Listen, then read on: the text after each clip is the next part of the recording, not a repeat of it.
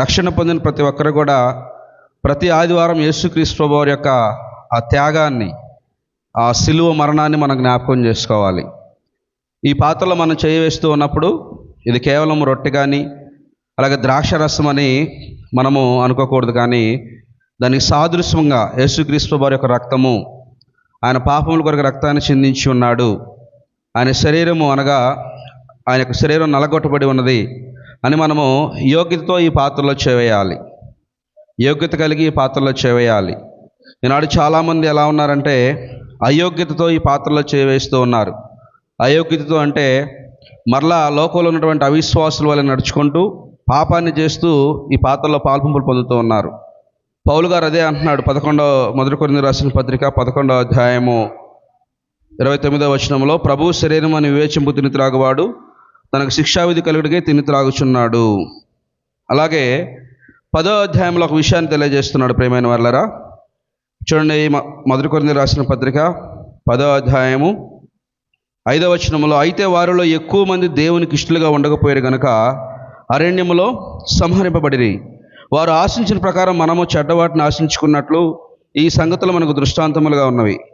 జనులు తినుటకును త్రాగుటకును కూర్చుండి ఆడుటకు లేచిరి అని రాయబడినట్లు వారిలో కొందరు వలె మీరు విగ్రహారాధికులై ఉండకుడి, మరియు వారి వలె మనము వ్యభిచరించుకు ఉందుము. వారిలో కొందరు వ్యభిచరించినందున ఒక్క దినమందే 23,000 మంది కూలిరి.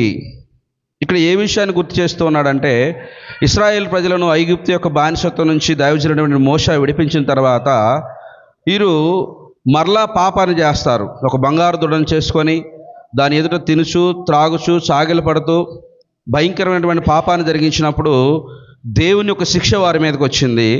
ఒక దినమంది 23,000 మంది కూలిపోయారు. ఇవి మనకి దృష్టాంతములుగా ఉన్నాయి.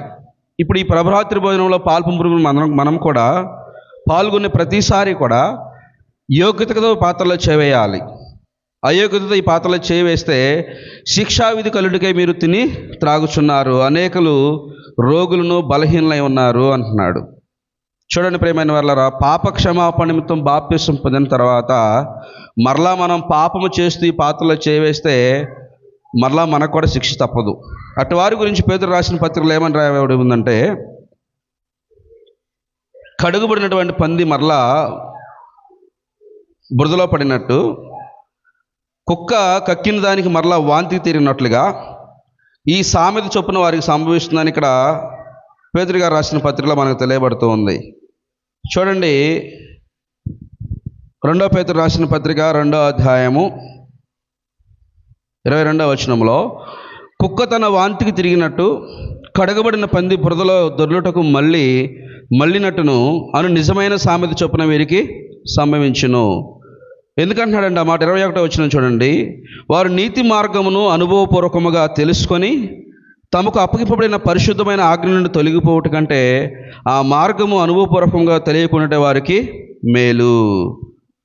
యేసుక్రీస్తు నామములో బాప్తిసం పొందిన తర్వాత మీరు ఇక 2 విషయాలు గుర్తుపెట్టుకోవాలి. ఇక జీవించేది నేను కాదు, సిలువేయబడిన క్రీస్తే నాయందు జీవిస్తున్నాడు. పౌలు గారు అంటాడు కదా, నేను సిలువేయబడి ఉన్నాను, క్రీస్తుతో పాటు సిలువేయబడి ఉన్నాను, ఇక జీవించేది నేను కాదు. కాబట్టి ఈ పాత్రలో పాల్పంపులు పొందే ప్రతి ఒక్కరు కూడా ఆయన పరిశుద్ధుడే ఉన్న ప్రకారం మనం కూడా పరిశుద్ధత కలిగి ఈ పాత్రలో చేవేయాలి.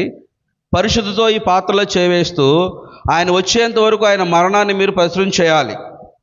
చూడండి, 1 కొరింథీయులకు రాసిన పత్రిక 11వ అధ్యాయము 25వ వచనంలో,